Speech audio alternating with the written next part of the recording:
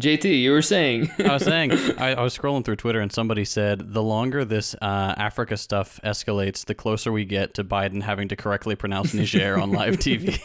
I can't wait. I mean, it's gonna be what's called a flashbulb memory. Yeah. Right? It's gonna remind him of segregationist days, and immediately he's just gonna say With the hard R and everything. Yeah.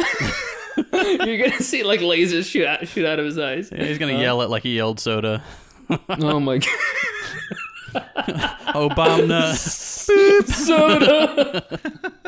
Oh my god, dude! I sometimes say this shit at work. Sometimes I'm walking between like where the nurses are to go to my computer. I pick up a patient like paper thing, and I'm like, I don't say it out loud, but it goes through my head. I'm like, I need to make sure people don't know I'm just fucking stupid.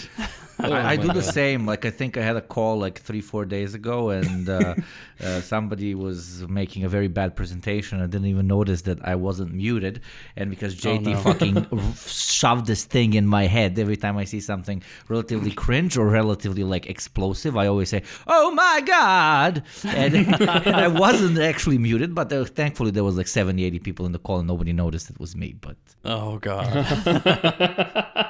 I mean, I don't know about you. Like, is it cringe? Is it officially cringe to say "lol" like in real life, in physical life? Because it used to be extremely cringe. So many layers of irony that no one can even tell anymore. Lol. So, I think you're safe. I mean, the way you did it just then was cringe. Yes. But about your oh my god, I imagined you in an actual boardroom, not a Zoom meeting. I used to be in fucking boardrooms, but now Zoom meetings are basically boardrooms. You see, they took away the last thing that corporate high-end people had going for them to make themselves like feel better and superior to everyone else, which is the fancy sky rises and so on. Now they don't even have that. Like, they're in their pajamas at home just like everybody else.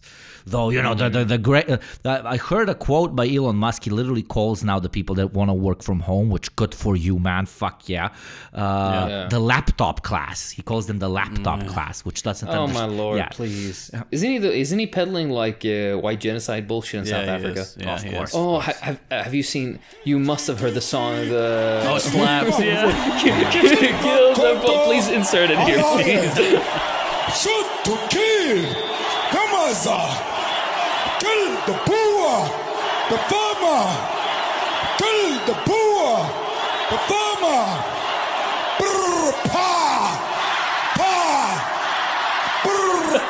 Do you know how many times I've listened to that? Fuck, I'm gonna open up to listen to it later. Yeah, it's a bop. Yeah. Oh, but it's white genocide, boys. It's not funny, Yeah, both of you have a bit of white in you, Do I have? Actually, no. I told you about this. A family member of mine did one of those genetic tests, and he came back with an eclectic mix to rival. I don't know how many people have nutted in my people of different shades have nutted in my timeline. But yeah, it came back like people from the subcontinent, Greek and Italian, and also like oh my god, Italian! Fucking kick him from the call right now, JT. Get this fucking thing away from me. I didn't say French. Fucking thing. Oh lord.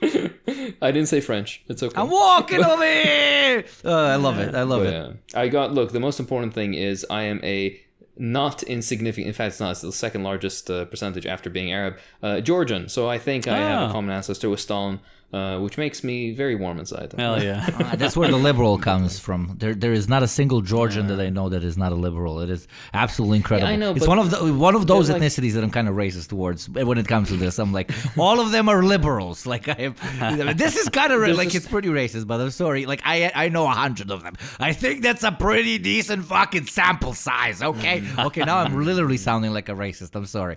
Please continue. You know, there's a certain like type of Balkan person. I won't specify the nationality, but they're very gung ho, NATO, pro US. Oh, let's have a statue of Reagan. Oh yeah. Like, yeah. That's Georgians kind of remind me of that. But of course, it's like post quote unquote independence, quote unquote, like cringe. Where a very narrow group of people are allowed into political power and to have opinions, blah blah. We're not good. This is the shit talking segment. I'm not here to. You don't need to. No disclaimers. Exactly. Yeah. Just let me be racist. So be racist. Let me just be racist, okay? Don't have to explain away my Ugopnik's opinions to the liberals in the walls. If anything else, not bigoted. Liberal, Ugopnik immediately bigoted. That's just my racial ideology that I will include in my new manifesto of what would we call this? Anti-liberal racist Marxism, like anti-liberal national Marxism. There you go. I love it. I love that. But the nation is just being anti-liberal. Like I will create a new nation that is completely based on being anti-liberal. Like that's gonna be the whole culture. Like the whole hymn, like the anthem is gonna be "Fuck liberals, fuck liberals." Like that's the whole thing. The whole it needs a little work. That anthem needs a little work. Not gonna lie.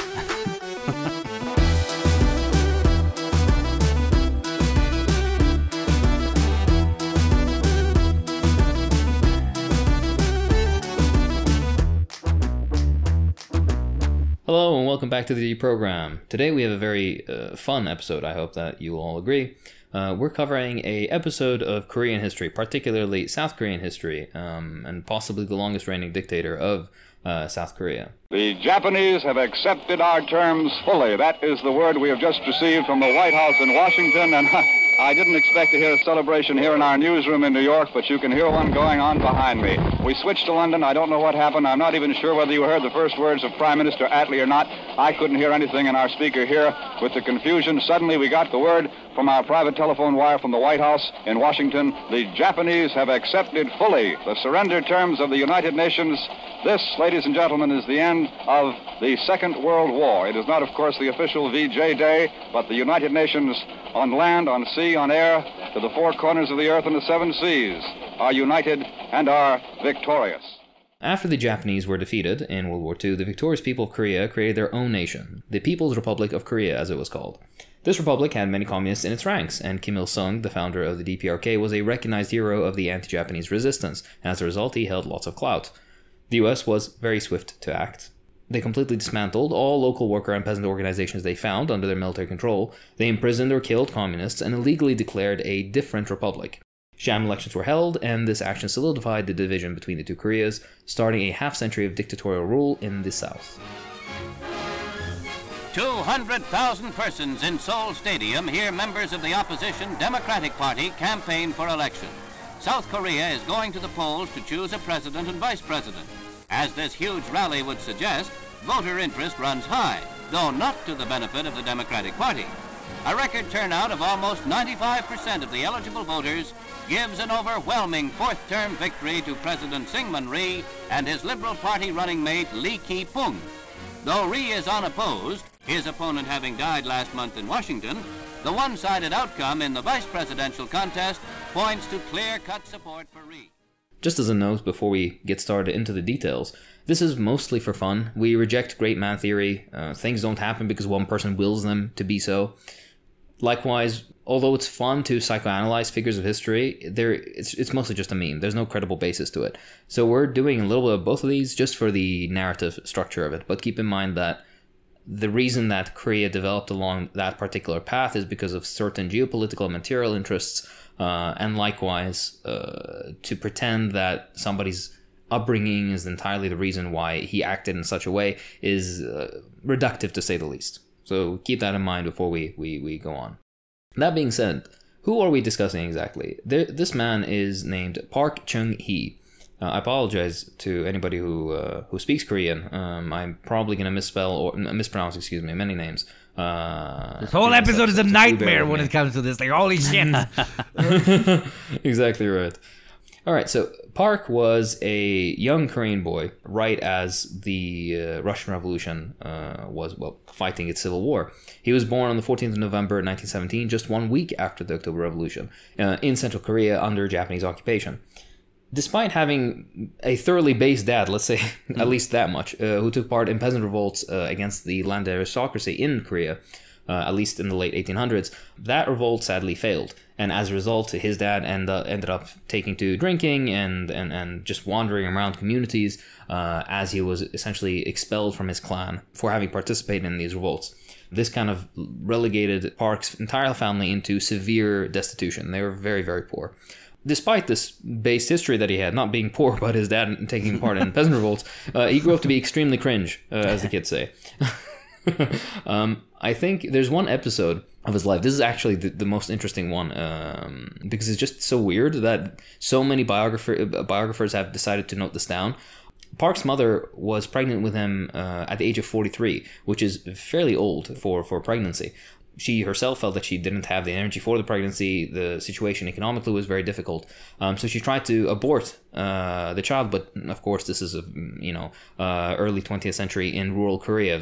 What are you going to do to try to abort a child? So she tried the local remedies that they had at the time, which was drinking bowls of soy sauce and throwing herself off of high places. Oh my God. That's a direct quote. That didn't kill the kid somehow. The kid was like, I really want to do genocide and work with the Americans. Sorry. Exactly. Ain't no soy sauce killing me.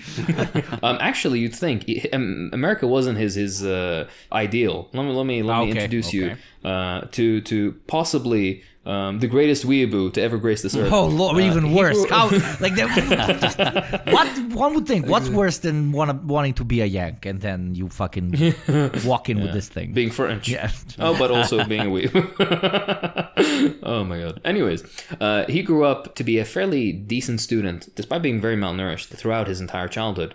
Despite this, he quickly developed a distaste for what he considered to be rural life and primitive countryside life. This is something that comes out very frequently in his life, particularly in his future. Apparently, it's said that he couldn't stand the sight of thatched roofs, which is interesting. I guess I get like not wanting to visit your family in the countryside, but goddamn, but he lived in it, so I guess that's different. Regardless, as I was telling you, he was a lifelong weeaboo, which is honestly his greatest crime. He admired Japan to a fault. He admired it to the point that he took a Japanese name, and that name was Takagi Maso. As using this name, and of course his admiration and bootlicking for the Japanese, he went on to enter into the Manchukuo army after he graduated. The Manchukuo army was the military of a puppet state established by Imperial Japan in Manchuria, which is in the northeastern part of China. This was a completely puppet government. It was made solely to fight the communist and nationalist Chinese forces and to try to give geopolitical legitimacy to Japanese claims of territory, I mean. His Japanese instructors that saw him in this army and also in whatever academies that he attended prior, they really liked him, and they went on to actually recommend him to fairly high-level institutions even in mainland Japan, specifically the Imperial Japanese Army Academy in Japan. He was one of very few Koreans allowed to do so. The saying kind of goes along that a Korean can never be Japanese, but they can understand what it means to be Japanese, which is very racist, but also...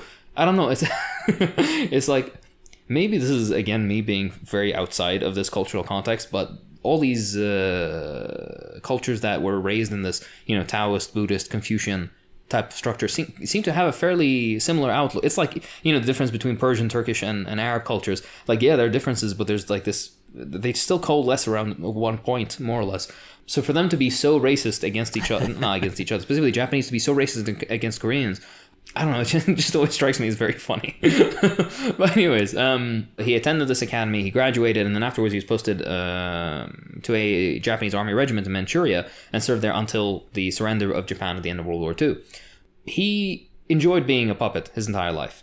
He flip-flopped a lot. It's very clear that whenever there was a opportune side to join, he would join it. I'll get into this in detail a little bit later, but his Japanese foray was the first episode in this. Immediately, once the Japanese were defeated, he switched sides and became an officer for the United States Army military government in South Korea.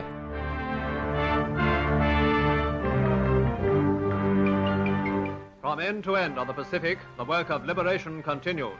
The city of Seoul, capital of Korea, is occupied by American forces.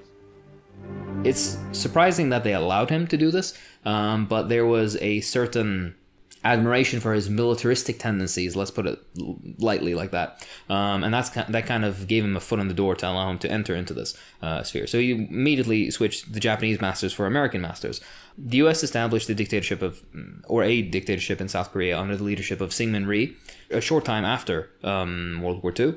And this government was so paranoid about communists, and rightfully so, because there were plenty around, that Park himself was arrested in 1948 on charges that he led a communist cell. Wow. He was sentenced to death by a military court and only released after several high-ranking Korean military officers intervened on his behalf, of course.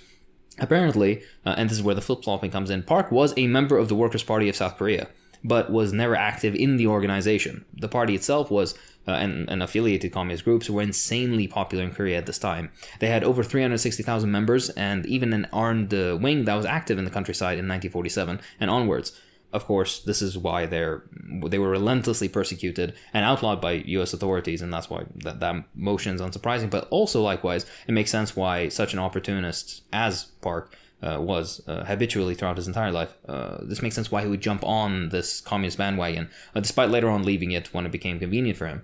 The Workers' Party of South Korea is an interesting story in and of itself. We won't delve too deeply into it, but the party itself was opposed to the formation of a South Korean state, and of course this put it in the crosshairs, the cross eyes. What the fuck is it called? Crosshairs. Yeah, you're right. The crosshairs of the United States. In 1948, the party instigated general strikes in opposition to the plans to create a separate South Korean nation. And on the 3rd of April of 1948, the party led a popular uprising on an island called the Jeju Island. Of course, this was against the unilateral declaration of the foundation of South Korea, so-called Republic of Korea. The U.S. immediately, with their South Korean allies, brutally suppressed the revolt. They killed thousands of people on the island. It's now known as the Jeju Massacre. And this is one of the first and one of many massacres to take place on what is now South Korea. These series, this is one domino that kind of began a process of massacres that killed up to or possibly even more than 200,000 people for being quote-unquote suspected communists. Jeez. A lot of these people, by the way, because many of the communists who were active in clandestine work and organizational work knew how to kind of get out of suspicion or went into the countryside and so on. So what you ended up having is regular peasants that usually didn't have anything to do with the communist movement being rounded up and killed and dumped in unmarked graves. And that is up to or over 200,000 people, which is a number that's unfathomable to even imagine. Park himself returned to the army, the South Korean army that was basically established by the United States government and military apparatus in Korea. He returned to this army after not being executed, and he fought in the Korean War against the DPRK, or so-called North Korea, to prove his loyalty to Syngman Rhee and the new comprador-led ruling class within Korea, and of course his American masters. Close on the heels of discussions of Far East strategy by Generals MacArthur and Bradley comes news that communist troops have invaded southern Korea. In swift response, President Truman has ordered United States Sea and Air Forces to give cover and support to the South Korean troops of President Syngman Rhee, who is here being greeted by General MacArthur in Tokyo. United States action is explained as implementing the Security Council's resolution. He was sent to the U.S. to train afterwards, of course, because, again, they noticed certain traits in him that they liked. He made some very important contacts that served him well later on as he progressed through his career. He steadily rose through the ranks in a fairly short amount of time, by the way, around 10 years, which is not a long time for military careers, for sure. He rose through the ranks in Korea so quickly that by 1960, he was one of the most powerful and influential figures in the military in the country. In April of 1960, Syngman Rhee, who was the U.S.-backed dictator, he was forced out of office and into exile, dying later in Hawaii at the age of 92. He didn't see... he got his nice little American U.S. aid pension and everything. But he was pushed into exile following the 19th April movement, which was a student-led left-wing uprising, which, by the way, no source likes to admit, unsurprisingly. Every single student and worker movement in South Korea had a heavy presence of left-wing activists and communists, and they always want to try to brush that bit out of history, which is very funny because you see them and they're waving red flags and they're wearing certain slogans that are very unmistakably, left wing, far left. But they want to just be like, oh no, they were pro democracy, because they tried to reorientate after South Korea's shift towards whatever you want to consider its current political setup to be.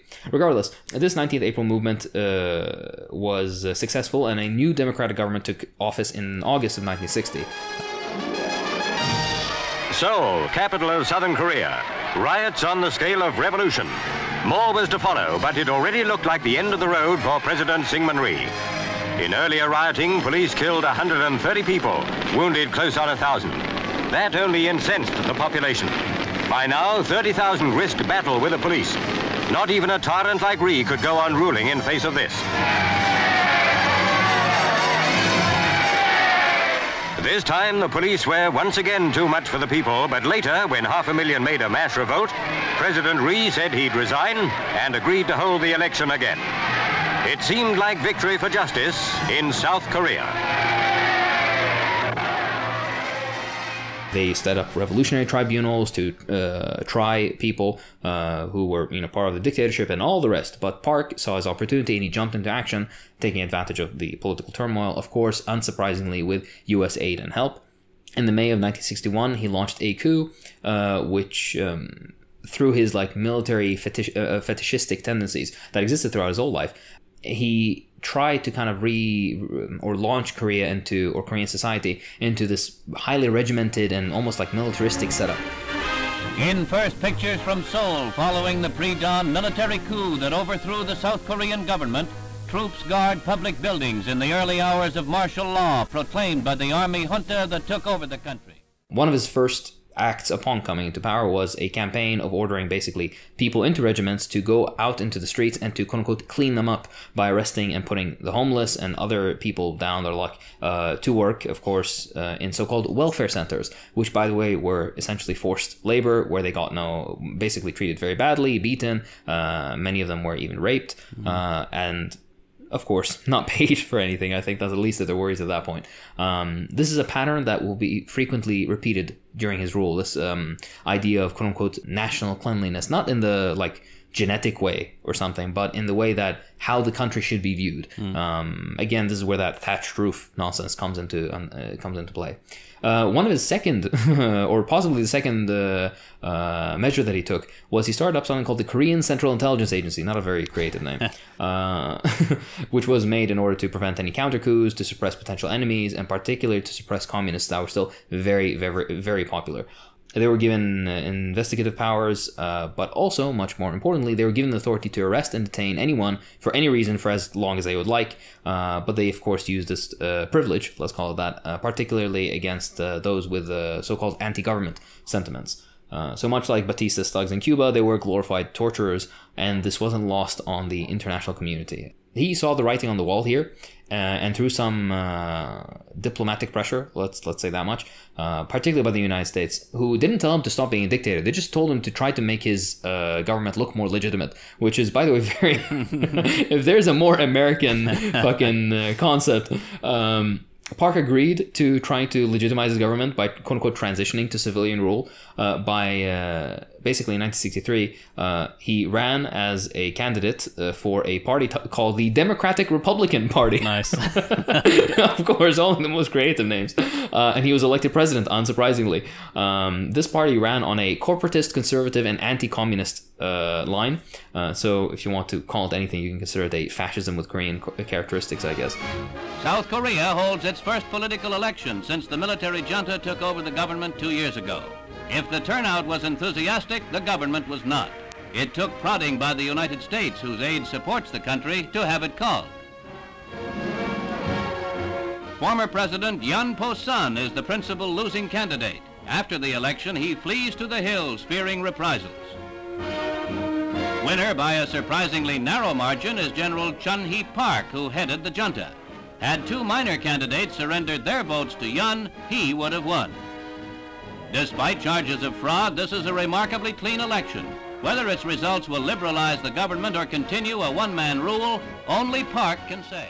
The legitimacy of this election is very questionable, but I find it incredibly telling that various American government sources, the Wilson Center, the official CIA website, all these places, which by the way are technically considered legitimate sources in academia for this stuff.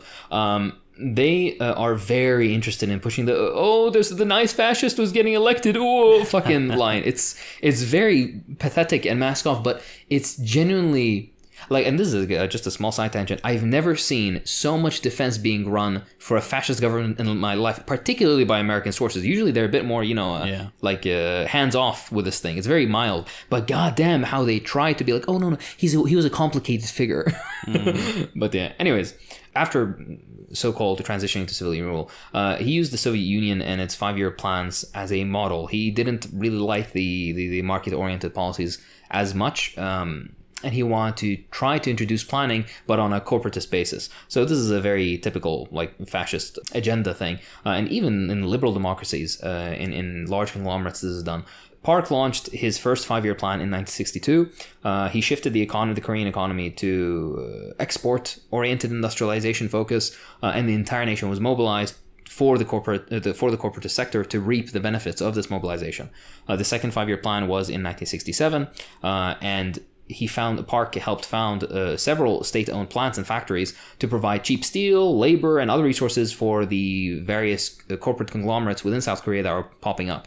Park's government rewarded these family conglomerates that met targets within the 5-year plans with loans with easy terms of repayment. They got tax cuts, they got easy licensing for whatever they needed, they got subsidies. Many household names that currently exist basically started out through Park's preferential treatment through mobilizing regular Korean people. LG, Samsung, Hyundai, these are all examples of these fascist-era businesses built on the exploitation of Korean people. Another point which I find a little bit telling, I guess, is Park was very interested in establishing good relations with West Germany, not East Germany, of course, specifically West Germany, because he knew where to get his... All right. He had what other people refer to as an affinity for Germany, which is very interesting because he didn't even want to establish relations with East Germany. He also noted personally... Sorry for interrupting, but that's so funny because in the Balkans sometimes we like to not joke around, but people tend to refer to South Korea as Asia's Germany. Yeah. And I'll tell you why. Park himself was like, he admired the strong leaders of Germany, which include, who do you think they include? they include Bismarck, which, okay, kind of, all right, whatever, and Hitler. So there you go. He also wanted to establish relations with, he eventually managed to, and very much like the Shah of Iran. Basically, he liked collecting whichever reactionary would shake his hand. Very, very telling that this fascist would go to the fascist of Iran and West Germany, specifically West Germany, to shake hands with. By the way, but West Germany was a democracy. Yeah, look into it. All right, please. We need to do an episode on this properly, but... The West German political establishment was riddled with Nazis, across top to bottom, even high level, right? And I'm not gonna get into it, but yeah. So unsurprisingly, workers took the brunt of this development. For example, people were sent as guest workers into West Germany and had their wages garnished by the South Korean government, and then basically funneled into the development of the conglomerates, the corporate conglomerates. The workers within Korea as well didn't have it much better. The government did not recognize a minimum wage, so they could be paid basically nothing. There was no paid leave, and in some instances there was no leave at all. There was no off time. There was imposed quote unquote free work periods where basically you'd have to come in and forcibly work and not be paid for it. There was basically a common notion of 12-hour days or work days being the minimum that you have to do. Trade unions and any sort of industrial action were completely prohibited and even severely punished. Essentially, the boot was there and you had to like it. It wasn't a fun time for Korean workers. I mean, couldn't one say that they basically invented at that point, not invented, but let's say modernized the notion of the sweatshop? The way it works today. Both outsourcing, like factory level outsourcing, not so-called, intellectual / skilled labor outsourcing, but factory outsourcing, and classic, sweatshop type of work. No, you're completely correct. Not only this, but the toxicity of modern workplace culture within South Korea is a direct descendant of this nonsense, and that's why South Korea has one of, if not the highest, suicide rates in the world.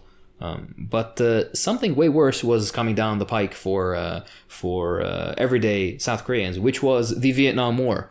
Yugopnik, could you please enter us into this fantastic episode of history? GI, your government has abandoned you. They have ordered you to die. GI, do not trust them. Defect, GI. It is a very good idea to leave a sinking ship. They lie to you, GI. You know you cannot win this war. Your rich leaders grow richer while you die in the swamp, GI. So, ladies and gentlemen and NBs, once upon a time, in the dark and twisted world of the Cold War, we find ourselves knee-deep in the Vietnam War. Enter the South Korean government under the iron-fisted rule of Park, who decided to throw his hat into the ring. From 1964 to 1973, South Korea sent a staggering 350,000 troops to Vietnam, becoming the second largest foreign force there after the almighty US of A. But why on earth did they do it? Well, General Che, the mastermind behind this madness, wanted to show off South Korea's military prowess and cozy up to their big brother, Uncle Sam.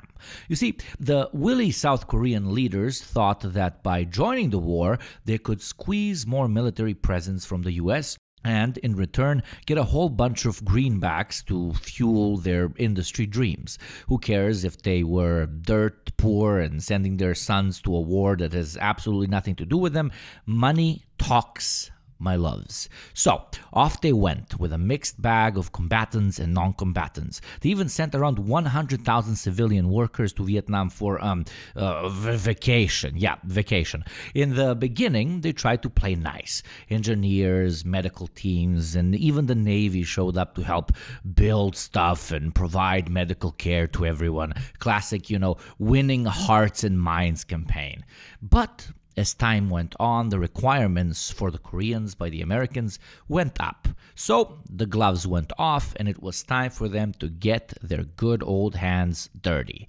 Combat forces unleashed in the Tuy Hoa Valley, for example, saw impressive success.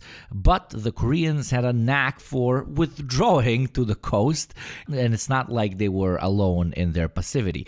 Other armies were also not thrilled about fighting tooth and nail after the Tet Offensive, especially because the states were slowly starting to talk about, maybe ending this war.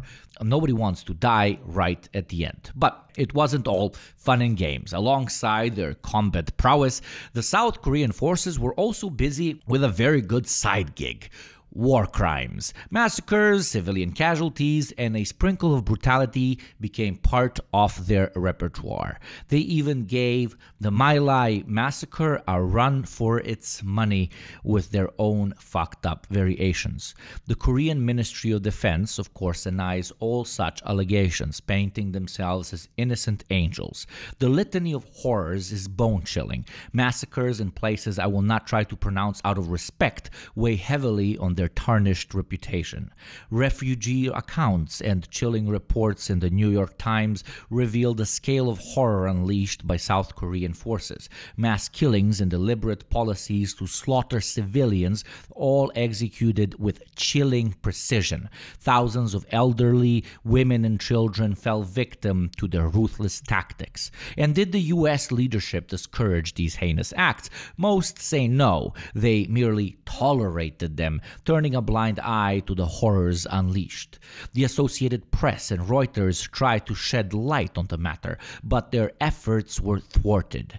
The Vietnamese victims' claims were hard to independently confirm, and the South Korean Defense Ministry remained tightly lipped. A massacre in the Bin-an commune, where 1,200 innocent lives were taken, for example, was quickly hushed up. And yet, the grim revelations keep coming.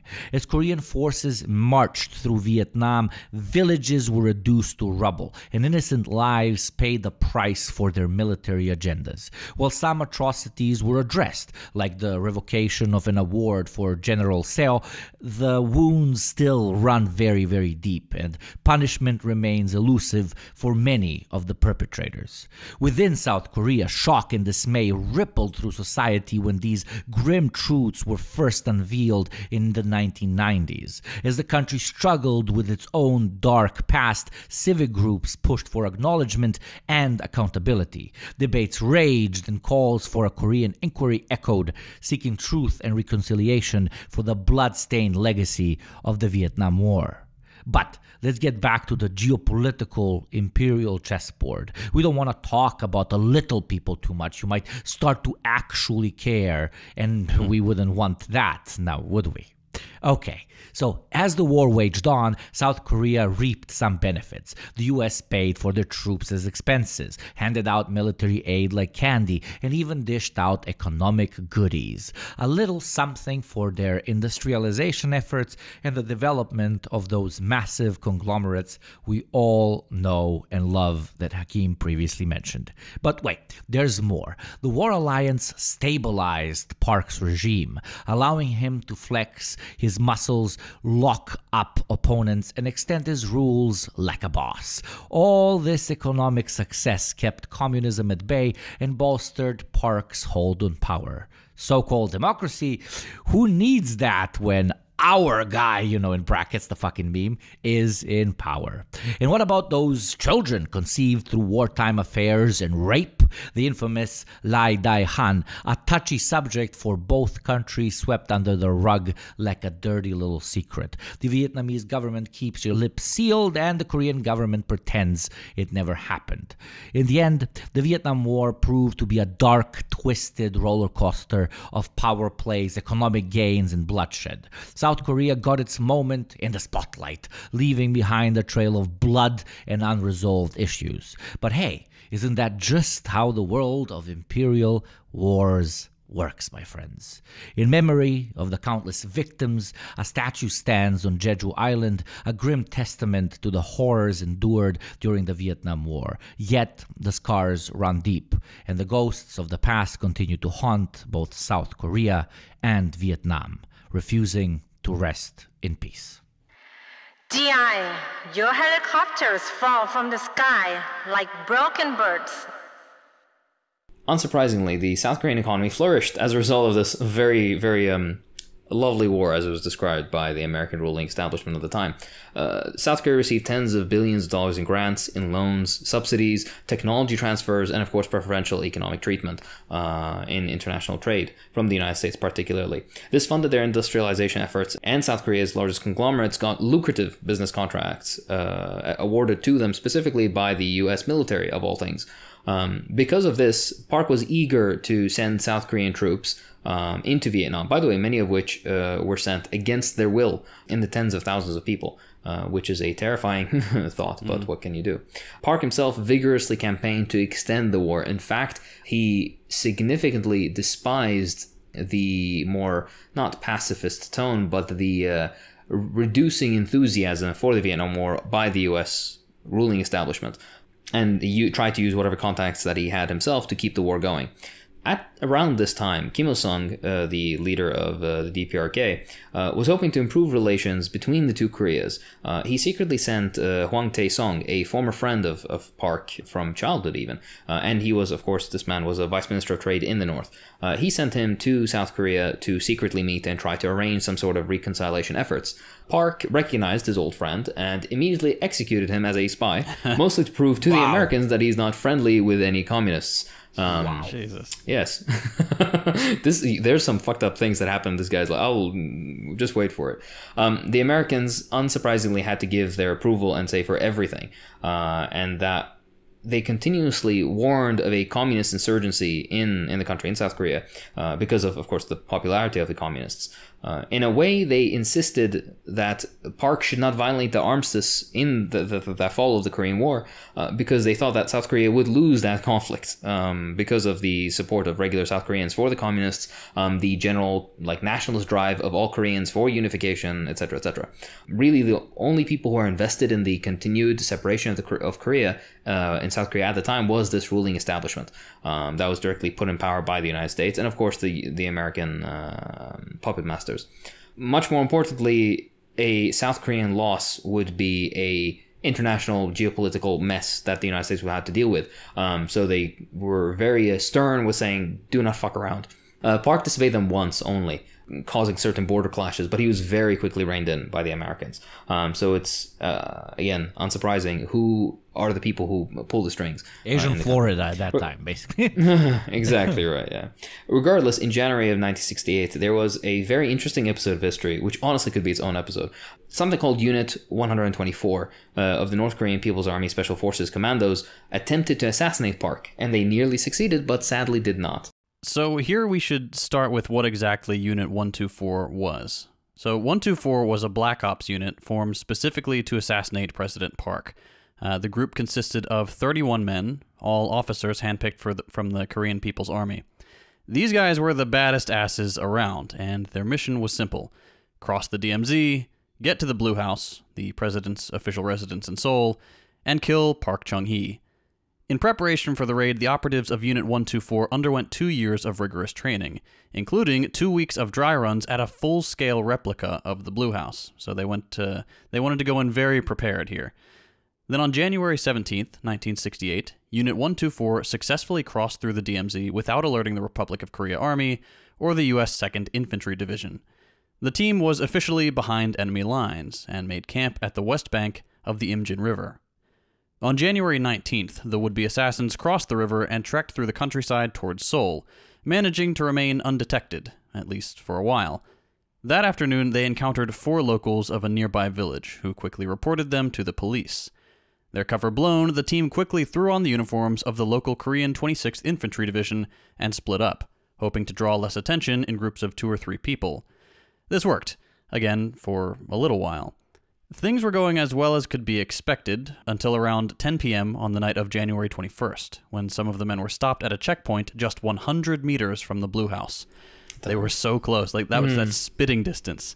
But the police chief questioned the soldiers, and he became suspicious of their answers. And when he drew his gun, some of the unit's operatives shot him, sparking a shootout and an immediate manhunt to find the rest of the assassins. This marked the end of the ill-fated Blue House mission.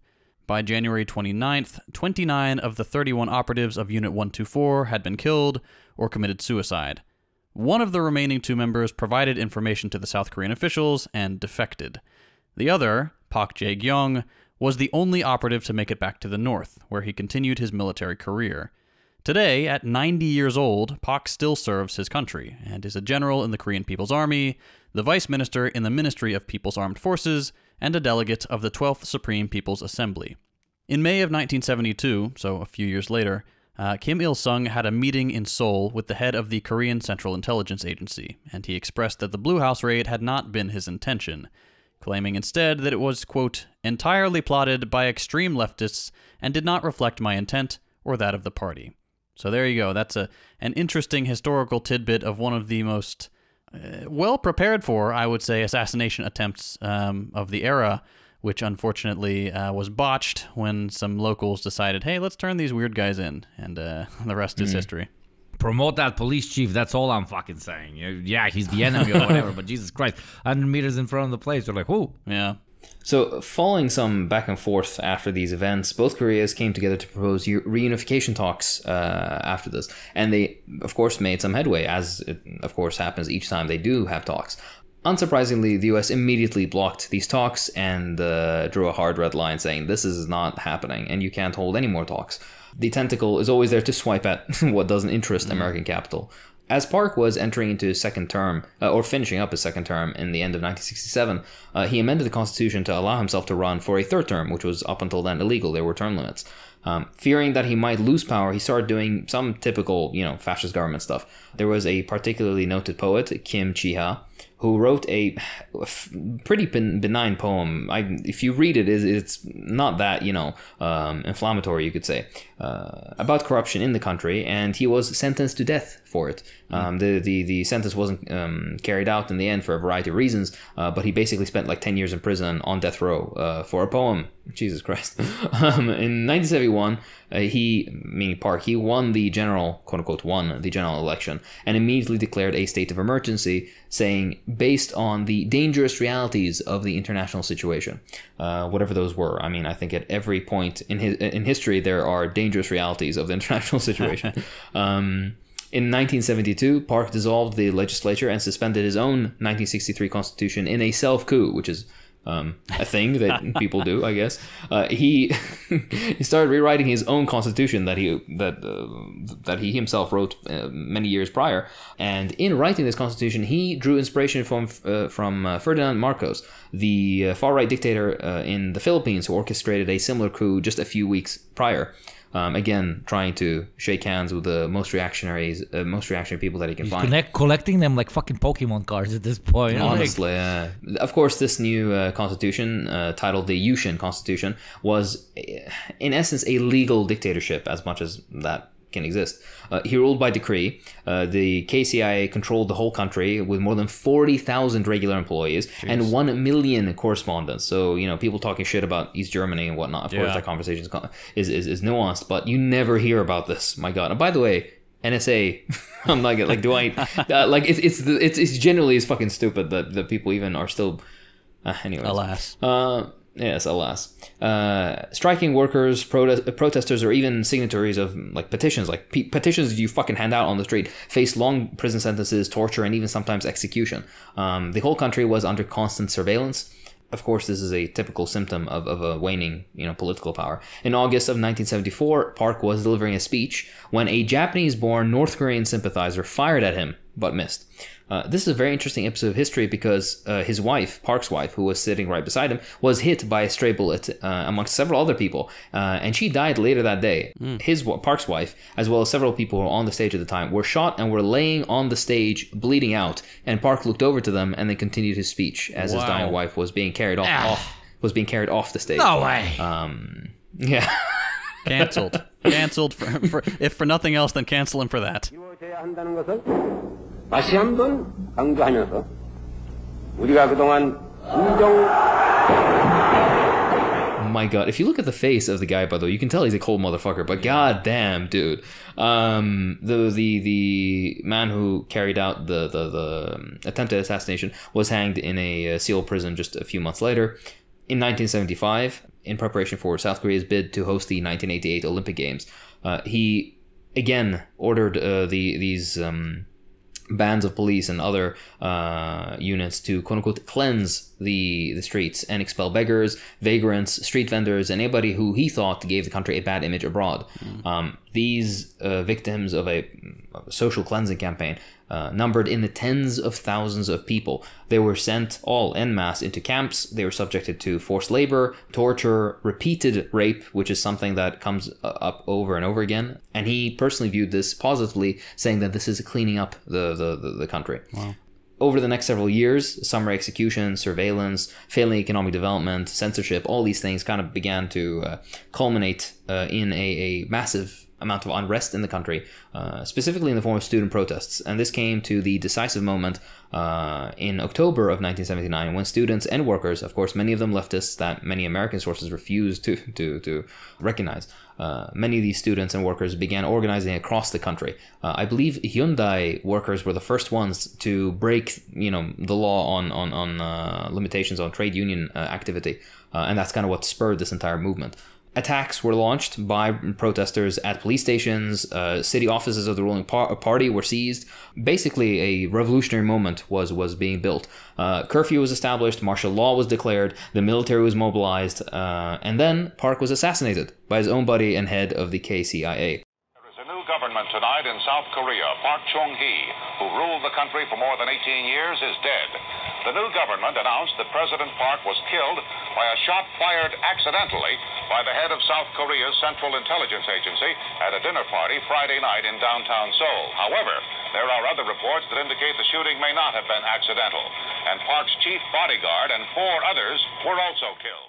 This story is very interesting, I think. By the way, of course, everybody I hope is clapping. Rest in piss, okay? But yeah, Park was assassinated in a very interesting and unclear turn of history. Essentially, in October of 1979, Park instructed the KCIA to prepare for one of his many numerous banquets, which were basically held on average 10 times per month. Jeez. Yeah, extravagant guy. The banquet that was being held was to be attended by Park himself, the director of the KCIA, and various other government officials, particularly in clandestine fields. So it was, again, like the real power behind the mirage, I guess, not the mirage, the facade. As well as, interestingly, 2 young women present during that day at that banquet. At the time, rising singer named Sim So-bong and a college student named Shin Jae-son. Of course, they were most likely brought there as some kind of, I don't know, sexist eye candy appeal, and as well as entertainment, as is typical with this sort of nonsense. During the dinner, there were certain volatile political issues being discussed, demonstrations in Busan, the nature of opposition leaders, the protests, and the conversation got apparently very heated. Some were trying to steer the topic to, small talk to kind of calm people down, but Park wouldn't have any of it. He rebuked the director of the KCI for not being repressive enough in dealing with protesters. Some other people who were siding with K were suggesting that the demonstrators and those resisting the dictatorship should be mowed down with tanks. As the conversation was getting heated, one of the, again, members of the clandestine background power within South Korea at the time entered into the meeting room with a semi-automatic Walther PPK pistol and opened fire as, of course, the conversation was still ongoing. He shot several people in the arm and, of course, Park in the right chest. The gun then jammed as he was trying to kill other people in the room who were allied with Park, and the guy left the room and then came back with a Smith & Wesson revolver and then got back to fire. Let me get my better one. Exactly right. He went for style points at first with the sexy little PPK, and he's like, okay, gotta get the workhorse.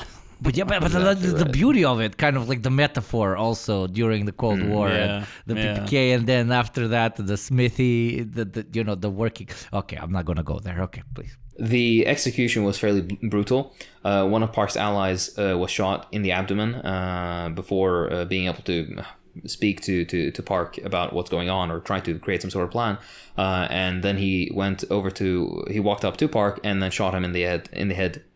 Execution style is what the official report describes it as. Is that different from Gangnam Style? So fucking stupid. So fucking stupid.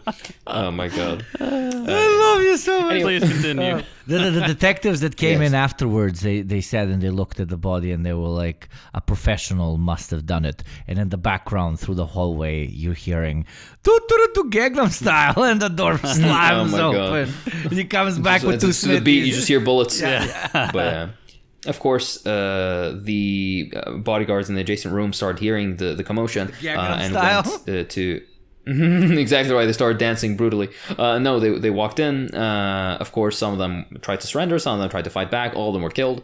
Wow. Several other people in the room were executed, most of them being either Park's bodyguards or related allies. But also the presidential chauffeur, who was just chilling in the car outside, was executed. I don't know why. They just walked up and shot him, which I think, like, that's the only guy in that room or in that setting that didn't deserve it. Yeah. This dude was just doing a job. The aftermath of this was very interesting. There was scrambling in the government. The KCIA was quickly trying to consolidate power. Different generals within the military were trying to mobilize their forces. Nobody knew exactly what was happening. And finally, a particular general did manage to essentially win the bid to investigate into the assassination, and as a result, while the investigation was ongoing, managed to consolidate all like internal security and military power underneath him, and eventually launched a new coup. But before this, basically, all of these events happened on the 26th of October 1979, which is around a week after the student protest had ended.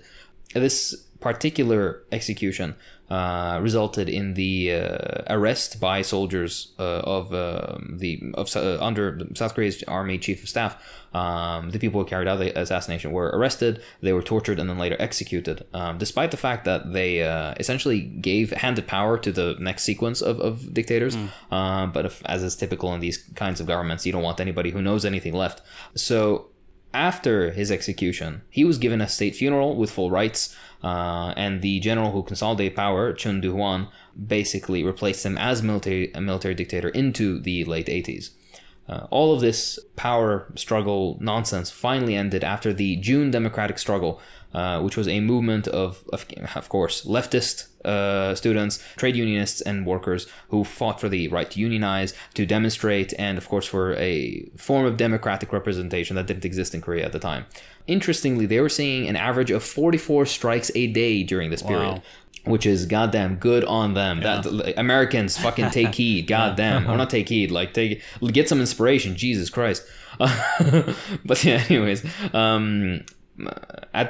prior and slightly after this time, around his execution, Park started realizing that not only is his power waning, but the general enthusiasm for supporting reactionary anti-communist governments was dying a little bit in the West. The United States was still, of course, all gung-ho about it, but he was seeing the writing on the wall, and decided to start a homegrown nuclear weapons program. And they apparently, according to their estimations, he would have been ready by 1983 with nuclear weapons. But of course, he was assassinated in 1979, so this never came to pass. The particular development of Korea after this is, I think, an episode of its own, so we won't go into it, but it did eventually transition to what could be considered a liberal democracy. But of course, as is with all bourgeois democracies, there is a incredible overrepresentation of this same comprador and corporatist class that existed in Korea during this dictatorship period, and they're still the ones who rule kind of behind the shadows. They're the ones who have all the money, they're the ones who support all these politicians, they're the ones who support political campaigning, and they essentially control almost every facet of Korean life. I think it's something like 5 companies, really, and Samsung is the biggest one. Park himself had several kids, and his daughter would eventually enter into politics and become president in 2013. Of course, very normal in a so-called democratic nation that the daughter of the former dictator becomes president. But she was impeached, basically, in 2017 on account of, and I shit you not, abuse of power and coercion charges, which is a complicated story of its own. She apparently had some, a Rasputin situation going on with a guy who would divinate from the stars and tell her what to do. Hell yeah. Some cult leader of some kind, but yeah. Vibes-based leadership. I love it. Exactly right. I think this is a fairly good point to just put a full stop on the story before we go on too much. But one thing that has kind of been omitted, and I think we'll probably do an episode of its own on this topic if people are interested, is the concept of the miracle on the Han River, which is the economic so-called miracle of South Korea, development of South Korean industry, and how exactly they managed to develop along basically state ownership, but also corporatist lines through economic planning. Of course, this is the same process that Japan went through, and is kind of quote-unquote characteristic of certain Asian economies, the quote-unquote tiger economies. I'm saying quote unquote because there's a lot of racism associated with these things. They're shrewd but very efficient. The Asiatics, these mysterious, exactly right. But yeah, there are of course very specific and unique differences amongst all of them, and there are certain material conditions that gave rise to these developments. Obviously, I will leave only one reading recommendation here because you guys have been flooded by my previous ones. This is generally the only book you ever need to read. Of course, you should always read more, but this is the best book in my personal experience. It's called Patriots, Traitors, and Empires, The Story of Korea's Struggle for Freedom by Stefan Goans. Goans is a fantastic writer, and he's written many books, and his blog is also fantastic. But this particular book is the best introduction into what happened in Korea, essentially the division, the background politics, and the aftermath. And it's the perfect place to start. Of course, there's plenty of reading recommendations you can get within this book if you're interested further. But this is the, point zero you should start at. One other recommendation from me, friends of the podcast, the Blowback Boys, have an entire season on the Korean War. It's very, very good. Give that a listen. It's a great time, and you'll learn a lot.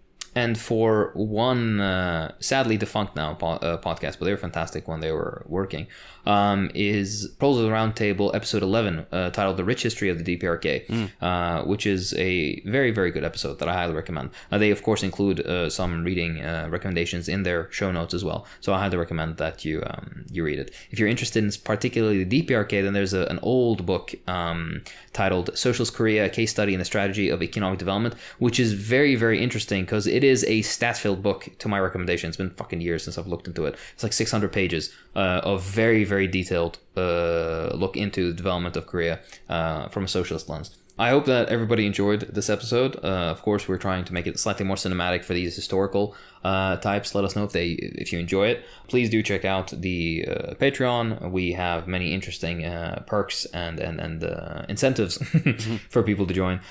We have the Habibi tier particularly, which allows people to join us in very interesting discussions that we have monthly. We have, of course, the Discord and a bunch of other interesting things, such as bonus episodes, which there's going to be more of. I'm not going to say exactly what, but there's things coming down the line that you won't want to miss.